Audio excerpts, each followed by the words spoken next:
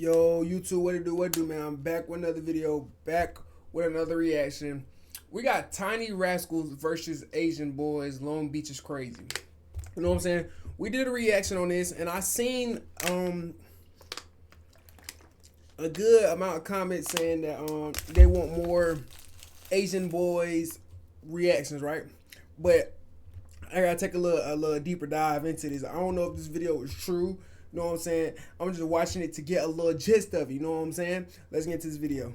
Long Beach, California. The last time I covered it, everyone was on my head about a few comments. First, I said that every house in Long Beach has a pool in the backyard. No, every house in Long Beach does not actually have a pool in the backyard. But the point was that Long Beach is a nice city that was built as a relaxing suburb. I mean, it's literally called Long Beach. And secondly, I said that Long Beach is not that dangerous. And this made everyone go completely insane. I would pull up the numbers, but people will still probably say that they're incorrect. If I say that a city is nice and safe, everyone says that I'm disrespecting their city. But then if I say their city is a dump like San Bernardino, everyone says I'm disrespectful as well. So let me just classify Long Beach as a city that is somewhere in between the disgustingness of San Bernardino and the beauty of Beverly Hills. Anyways, in the last video, we discussed the Rolling 20s and the Longos as the most important and feared in Long Beach. But after doing some research and reading comments, I ran across a much more interesting dynamic. A topic that's brushed under the rug but does more numbers than Will Chamberlain and Too Short combined. But before we get into it, let me run the intro.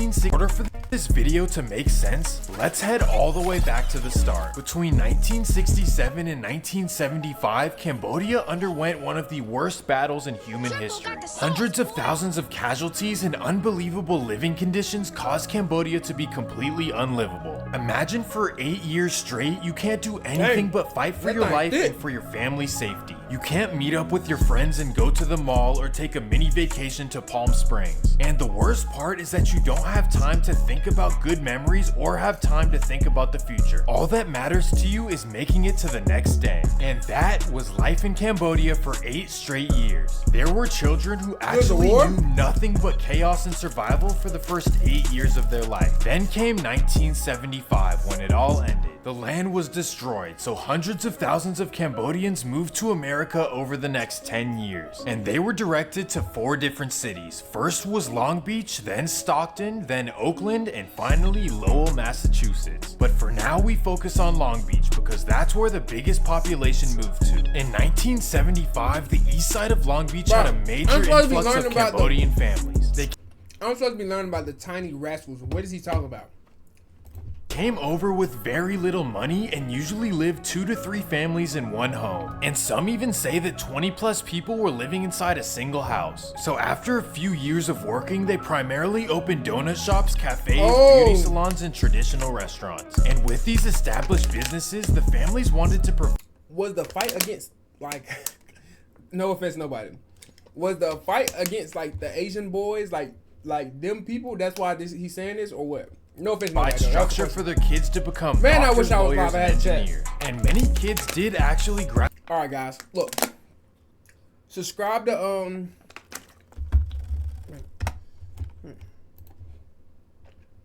Make this short and simple. Look.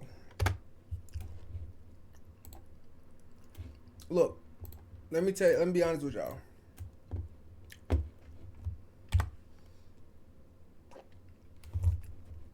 Noonie Capone, Noonie 3 times. Show love here, right? Because I'm going to be honest. We're going to get back to this video in like 10 seconds. I'm going to be honest. I promise y'all, I will be a better streamer than anything. If I had a chat, I would be one of the best streamers out. I promise y'all. Just get me there, and I promise y'all I will never disappoint y'all. Just get me here. Once y'all get me here, show me love here, and once we go live, I promise y'all I will be the best streamer. I promise y'all. I swear. I promise. No cap. I promise. Just go follow my Twitch. Graduate college and succeed in life. However, many of them fell victim to the environment of the east side of Long Beach. The east side of Long Beach is split into... And just in case y'all think I'm lying.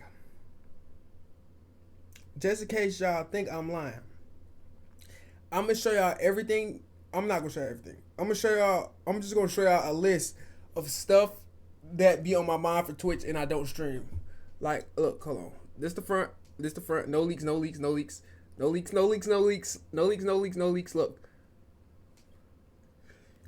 And that's only one note.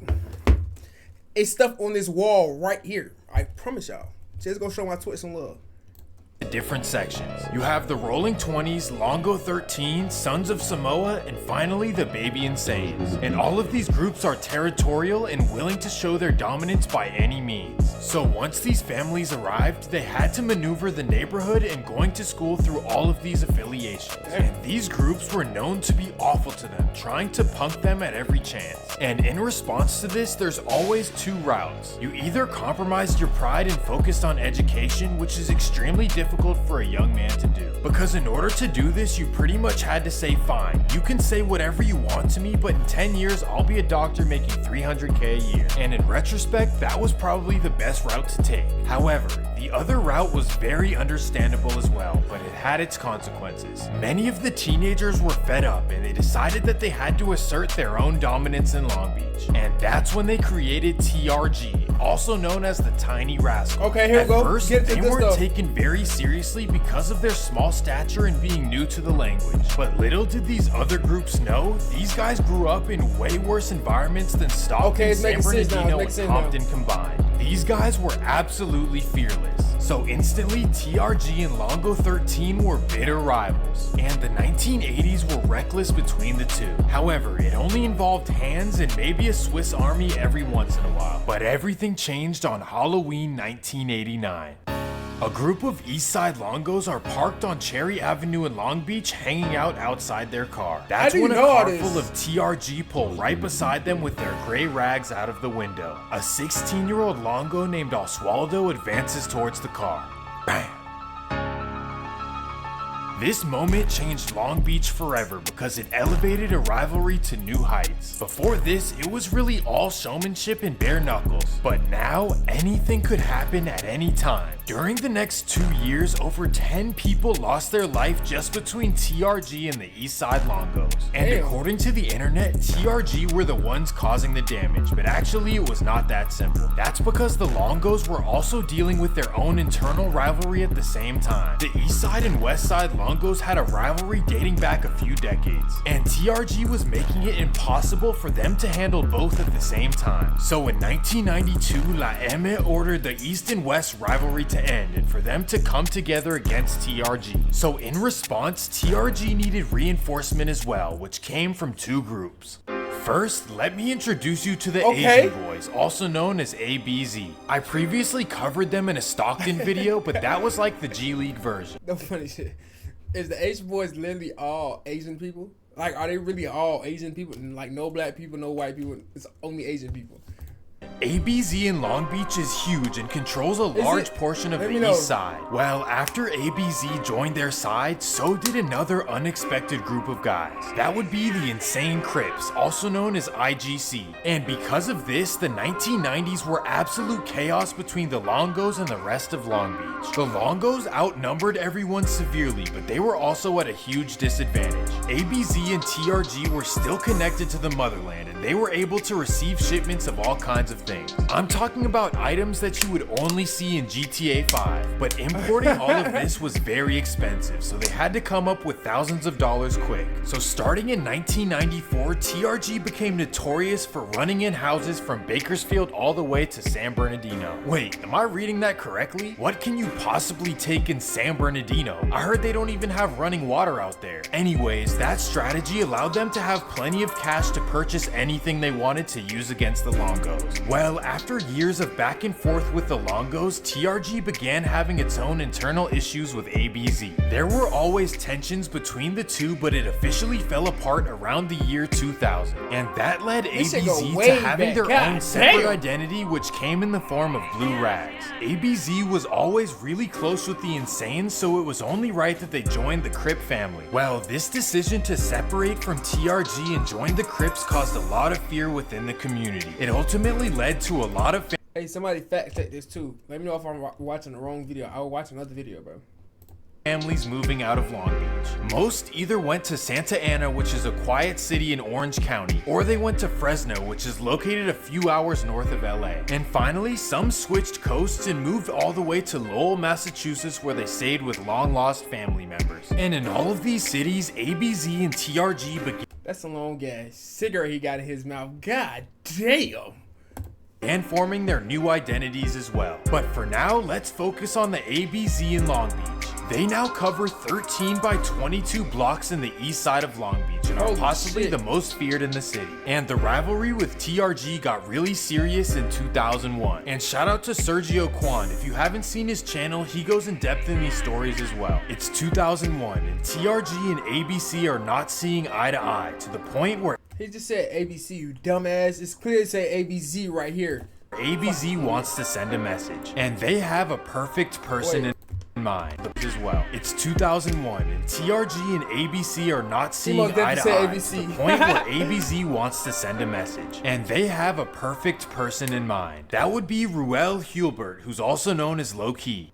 He is one of the few non-Cambodian TRGs, and because of that, he sticks out like a sore thumb. Well, on a random day around February 2001, Low Key is at the Jackrabbit liquor store in Long Beach. That's when a group of ABZ pull up.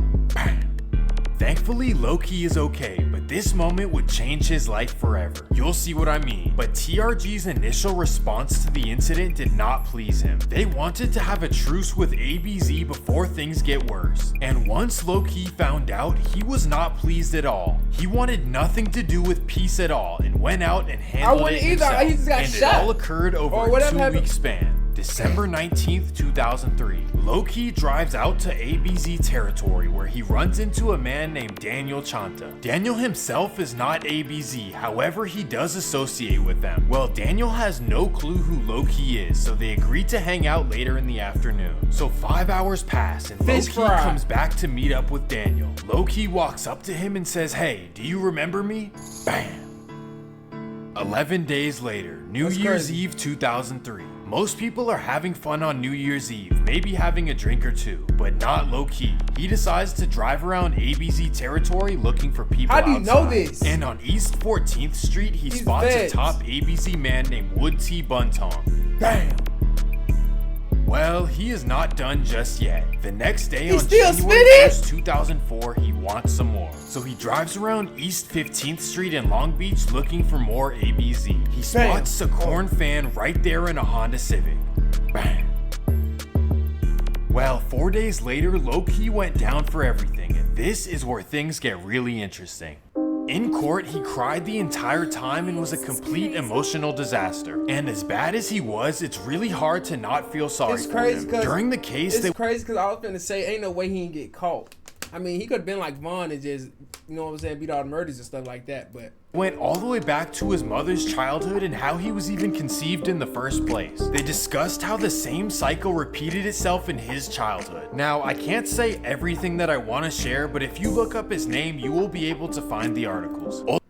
Ultimately, we are all victims of our own emotions, and Low Key was no different. He ended up getting life, but regardless, the court sessions actually ended up bringing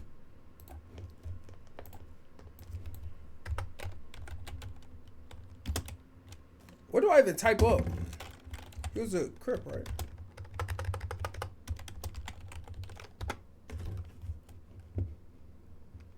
His name was Low Key.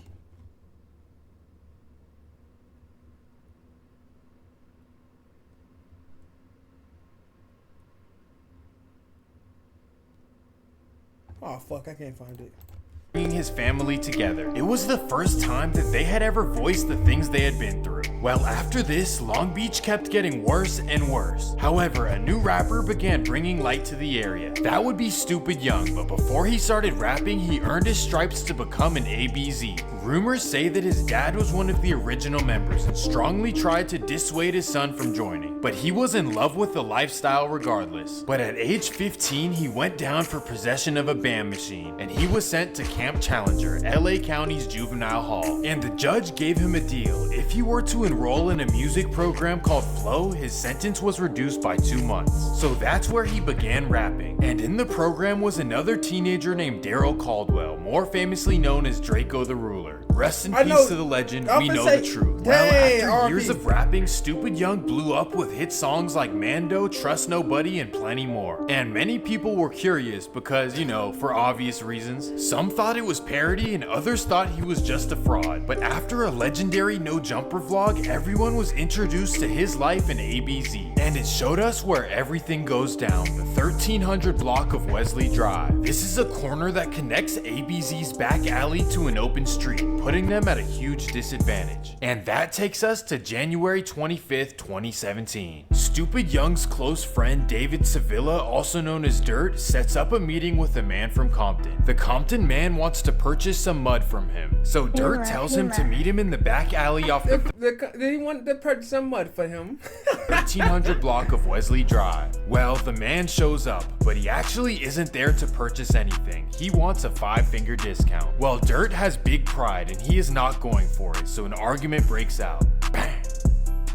This was a random incident, but it just goes to show that living that life in LA is always a risk. However, the next incident is not so random, and that takes us to March 12th, 2018. ABZ are hanging out in their famous alley, and that's when 2 TRG men pull up. An argument follows and the TRG men take it to another level. Bang! This incident was devastating for ABZ, and to make things worse, TRG was not done yet. And that takes us to Halloween 2019. ABZ decides to throw a Halloween party in their backyard on the east side, and the man officially Timmy Noy to the party and tells him to invite some friends. So Timmy invites a friend named Jeremy Penn. Unfortunately, this guy happens to be a top certified TRG, and as you know, that is absolutely off limits. But we can give Timmy the benefit of the doubt that he has no idea that he's easy. Well, after Timmy invites him, Jeremy gets really angry. He claims that he does not like whoever he rolls with. Well, Timmy thinks nothing of it and drops off Jeremy at home at 3 p.m. Then comes 10 p.m. Timmy is at the party in the backyard. Jeremy that he does not like whoever he rolls with. Well, Timmy thinks nothing of it and drops off Jeremy at home at 3 p.m. Then comes 10 p.m. Okay. Timmy is at the party in the backyard with dozens of people. Out of nowhere, Timmy gets a call from Jeremy telling him to leave the party right now. Timmy responds why, and then Jeremy just hangs up. Instantly, Timmy gets paranoid and tells Daniel that he's scared. And because of this, everyone goes inside the home. Well, after about 20 minutes, Daniel's dad tells everyone that it's okay to go back outside. However, little do they know, Jeremy is on his way with 7 friends behind him in 3 different cars. 10:20 p.m. The 3 cars full of TRG pull up to the back alley. Bam! Damn. This incident was solved a few days later and 8 people went down, and this is now known as the worst thing that TRG has ever facilitated. Also, let me be clear, this is not everything that's taken place. Obviously, way more has happened. This is just what has been documented. So don't say that I'm painting an unfair picture. I'm not going to include things that aren't officially documented. TRG has taken a lot of losses as well, except I can't just pin it on ABZ. But what is documented is what ABZ has been doing to the Longos, which I can include in a separate episode. In fact, 13 members went down for it in February. Well, I hope you guys enjoyed the video and maybe learned something new. 13? Well, that's gonna do it for this episode of Swamp Stories. Make sure to leave a like and subscribe if you're new. Peace! That frig has been knocking his jumper. Marcellus. I like Marcellus videos. I've been watching his videos like crazy. I ain't gonna lie. Just well, so. Well, excuse me. Yeah. W video. We got a little inside scoop. So, I got some tiny rascals. I got some top right. I got some. Bro, did I just watch the wrong video? I think they all the same thing. It's top rank. No, okay, now we good. I got some top rank music videos that people done sent me in my phone that I need to react to. So those will be dropping shortly. Yeah, like, comment, subscribe. Let's get to 2K. Yeah, I mean, and yeah, I'm out. You did.